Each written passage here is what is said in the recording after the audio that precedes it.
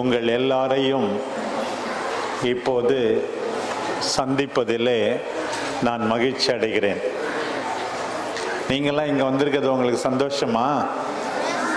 ரொம்ப சந்தோஷமா? இப்போ பிள்ளைகள்லாம் அழகாக பாட்டு பாடினாங்க, அப்புறமா டான்ஸ் கூட ஆட போகிறாங்க தானே? ஆமாம். அப்புறம் கிறிஸ்மஸ்னாவே நமக்கு எல்லாருக்கும் ரொம்ப சந்தோஷம். கிறிஸ்மஸ் என்றாலே ரொம்ப மகிழ்ச்சி.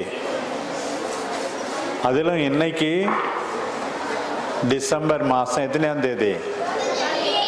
28. இங்கிலீஷ் மீடியம், அதனால் எல்லாம் இங்கிலீஷில் தான் சொல்கிறீங்க. தமிழில் எத்தனையாம் தேதி? 28ஆம் தேதி. இன்னைக்கு என்ன திருவிழா? சத்தமா? மாசில்லா குழந்தைகள் திருவிழா. ஏற்கனவே நம்ம ஸ்கூல்ல எல்லாம் ஒரு நாள் சில்ட்ரன்ஸ் டேன்னு கொண்டாடினாங்க, ஞாபகம் இருக்கா? எத்தனையாம் தேதி?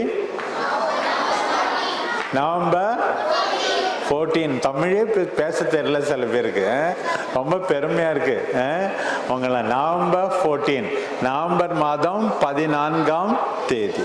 14 குழந்தைகள் திருவிழா கொண்டாடினாங்க தானே, குழந்தைகள் தினம் அப்படின்னு கொண்டாடினாங்க தானே? ஆமாம்.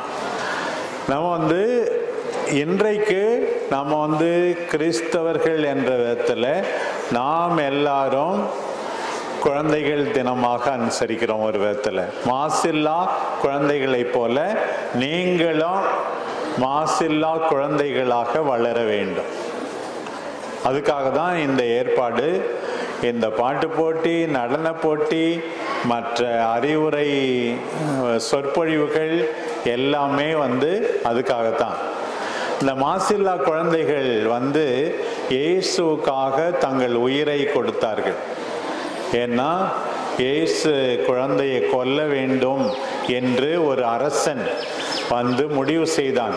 யாரு இயேசு குழந்தையை கொல்ல நினைச்சது? ஏரோது. எல்லாம் சத்தமா சொல்லுங்க பாக்கும். ஏரோது அரசன். ஆனா அவனுடைய திட்டம் நிறைவேறுச்சா? இல்ல. எப்படி? என்னாச்சு? இயேசு குழந்தைக்கு என்னாச்சு? இயேசு குழந்தை எங்க போனாரு? ஆஸ்திரேலியாவுக்கு போனாரா? நாசரேத்துக்கு போனாரா? எங்க போனாரு? சூசேப்பருக்கு கனவிலே சொல்லப்பட்டது, இவன் குழந்தையை கொல்ல தேடுகிறான்னு சொல்லி சூசேப்பருக்கு. அப்போ சூசேப்பர்ட்ட சொல்லி குழந்தையை தூக்கிக்கிட்டு எகிப்துக்கு ஓடிப்போ அப்படின்னு சொன்னார். இயேசு குழந்தை காப்பாற்றப்பட்டார். ஆனா மற்ற 2 வயது ஆண் பிள்ளைகள்லாம் கொல்லப்பட வேண்டும் அப்படின்னு சொல்லி அந்த குழந்தைகளை தான் இன்னைக்கு நினைக்கிறோம். இயேசுக்காக உயிரை கொடுத்து இயேசுவை காப்பாற்றினார்கள். எத்தனை வாள்கள் இருந்ததோ, எத்தனை ஈட்டிகள் பாய்ந்ததோ, இவற்றின் நடுவில் இவற்றால் நம் இயேசு குழந்தை தப்பிக்க அதிக வாய்ப்பானது. இப்ப நீங்க எல்லாரும் அன்பான குழந்தைகளே, ஞானத்திலே, அருளிலே, வயதிலே வளர்ந்து நாம் எல்லாரும் இயேசு சாமிக்காக வாழ வேண்டும். இயேசுனுடைய நல்ல பிள்ளைகளாக நீங்கள் வாழ வேண்டும். அதுதான் என்னுடைய ஆசை.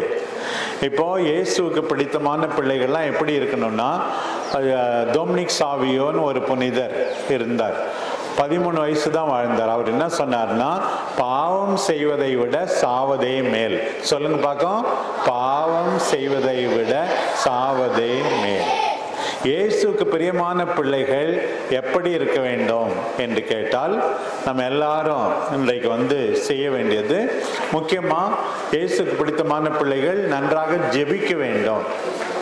ஒவ்வொரு நாளும் ஜெபிக்கணும். காலையில ஜெபம், மாலையில ஜெபம். நீங்களாம் ஜெபித்தால் இயேசுக்கு பிரியமான பிள்ளைகள். ஏன்னா ஜெபத்தினால் தான் எல்லாம் கைகூடும். அதை மனசுல நீங்க வச்சிருக்கணும். அடுத்தது, கஷ்டப்பட்டு படிக்கணும். நல்லா படிப்பீங்களா? நீங்களா உங்க ஸ்கூல்லாம் படிக்கிறீங்களா? நல்லா எக்ஸாம் வரும்போது மட்டும், தேர்வு வரும்போது மட்டும்தான் படிப்பீங்களா? தொடர்ந்து படிப்பீங்களா? தொடர்ந்து ஒவ்வொரு நாளும் படிப்பீங்க இல்லையா? அப்போ நல்லா படிக்கிற பிள்ளைங்களா இருக்கணும். அப்புறம் அப்பா அம்மா சொல்கிற பேச்சு கேட்பீங்களா?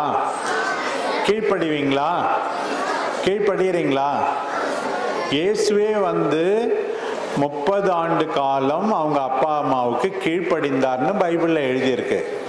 நீங்கள் கீழ்ப்படியாவிட்டா இயேசுவுக்கு பிரியமான பிள்ளைகளா? இல்லை, கிடையாது.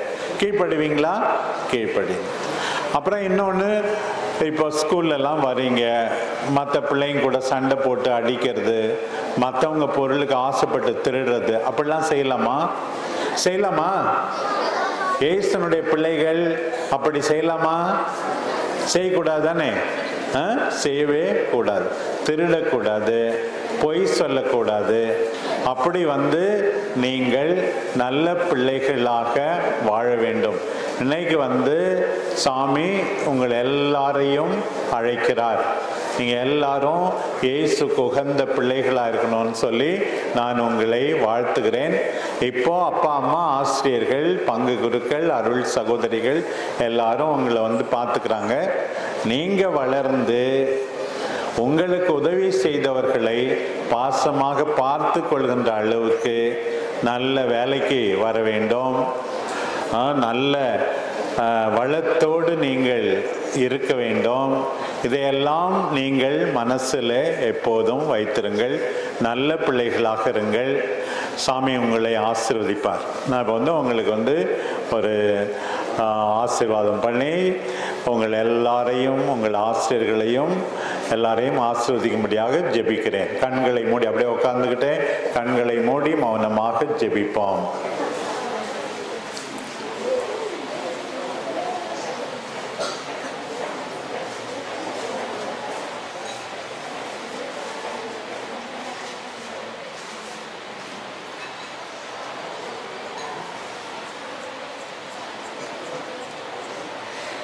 எங்கள் அன்பு தெய்வமே இறைவா, ஏதோ இந்த மேட்டூர் விகாரியத்தை சார்ந்த இந்த குழந்தைகளை ஆசீர்வதியும்.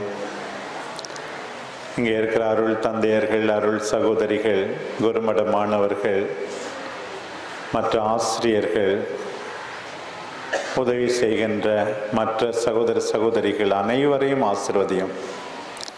குறிப்பாக இந்த பிள்ளைகள் இந்த உலகத்தில் இருக்கிறார்கள். இவர்கள் உம்முடைய பிள்ளைகளாக ஒவ்வொரு நாளும் உம்மை தேட இவர்களுக்கு துணை செய்தருளும். ஒவ்வொரு நாளும் தங்கள் பாடங்களை நன்றாக படித்து வளர துணை செய்தருளும். அறிவிலே, ஞானத்திலே, அருளிலே இந்த பிள்ளைகள் வளரச் செய்தருளும். அன்பு தெய்வமே, இந்த குழந்தைகளுடைய பெற்றோரை ஆசீர்வதியும், உடன் பிறந்தாரை ஆசீர்வதியும். இவர்கள் எல்லாருக்கும் மகிழ்ச்சியாக ஆசீர்வாதமாக இருப்பார்களாக. இவர்கள் இதயம் விரும்பி தேடுவதை தந்தருளும். இவர்களுக்கு நல்ல உடல் நலத்தை, மனநலத்தை தந்தருளும். இவர்கள் போகும்போதும் வரும்போதும் காத்தருளும். சாத்தானின் சோதனையினால், வீணான பொழுதுபோக்கினால் நாட்களை வீணடிக்காமல் இருக்க செய்தருளும். பாவம் செய்வதை விட சாவதே மேல் என்று உணரச் செய்தருளும். அந்த மாசில்லா குழந்தைகள் 2 வயதிலே மரித்தாலும் விண்ணகத்தை அனுபவிப்பது போல இந்த குழந்தைகள் ஒவ்வொரு நாளும் உம்மை மகிமைப்படுத்தி வாழ்ந்து விண்ணகம் சேரச் செய்தருளும். அன்பு தந்தையே, இந்த கூட்டத்திற்கு, கொண்டாட்டத்திற்கு ஏற்பாடு செய்த அத்தனை பேரையும் உமது பாதத்திலே சமர்க்கிறோம். அவர்கள் எல்லாரையும் ஆசீர்வதித்து மேன்மேலும் இவர்கள் உம் விருப்பப்படி நடக்க துணை செய்தருளும். எல்லாரும் சேர்ந்து மன்றாடுவோம். விண்ணுலகில் இருக்கிற எங்கள் தந்தையே, உமது பெயர் போற்ற பெறுக, உமது ஆட்சி வருக, உமது திருவுளம் விண்ணுலகில் நிறைவேறுவது போல மண்ணுலகில் நிறைவேறுக. எங்கள் அன்றாட உணவை இன்று எங்களுக்கு தாரும். குற்றம் செய்வோம் நாங்கள் மன்னிப்பது போல எங்கள் குற்றங்களை மன்னி எங்களை சொன்ன தீமையில்